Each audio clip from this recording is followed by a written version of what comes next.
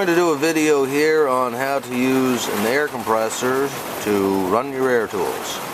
So your basic compressor is going to be somewhere along these lines. Just consult your manual for it just to verify how it all works out. But you're going to have one gauge which is going to show the air compression in the tank, the storage tank, the big part down there.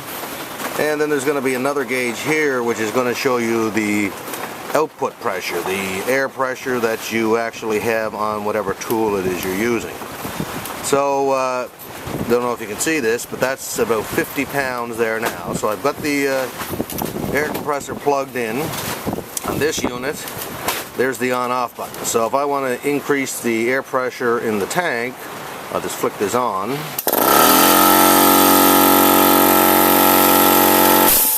And that's kind of irritating, so I'm just going to run that when I have the video off just to increase the air pressure.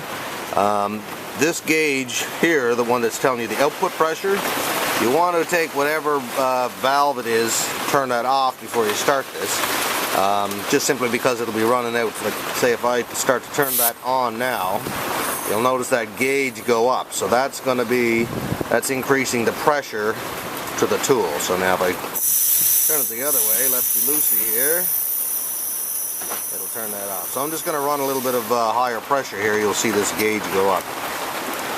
Okay, so I ran the compressor for a minute and you can see that that's up to around 75 pounds. Actually, I don't know if you can see that, it's pretty dirty. This has been a well-used compressor. So anyway, I just flicked my button to the on and ran that to increase the pressure. Now that's, again, the pressure within the tank here. So there's no pressure being output yet. This is the other gauge, which tells me the pressure that's at the tool. Okay, so the purpose of our video, I'm going to hook up a air regulator for inflating tires. Got one of those valves on the end of it there. So basically the idea, take whatever tool it is that you're going to connect, run off your air compressor. Take the hose, this connects to your air compressor at the point where I said it's the output. So you flick, there's going to be different variances of this type of tool, but in this one here, you pull it back, that'll release the pressure on these little balls that you see there that are under pressure. Put your tool into the end of it, slip this back, jiggle it around, make sure it's tight in there, which it is.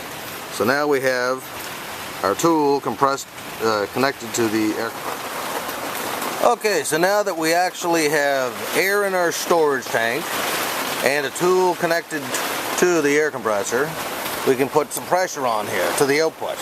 So this hose goes to the other end of this hose here is connected to the tool we just put on. So we'll turn this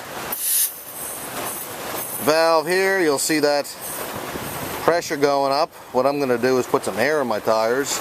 So generally you're looking at around 30 psi or 35 psi, whatever, to put it in your tires of your vehicle. So I've run that up there. You can see the output now is about 80 pounds. Now obviously I'm going to not put that in the tires. So there's our tool.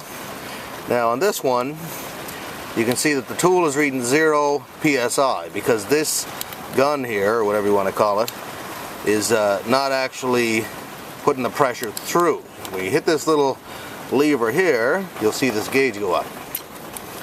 So now, by hitting this lever, you see now that that gauge has gone up to 70 pounds.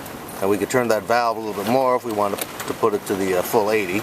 Anyway, from that point, basically connect that to your tire or whatever it is you're inflating, and then you'll just hit this lever here to let that pressure go through to the tire. That's the basic idea.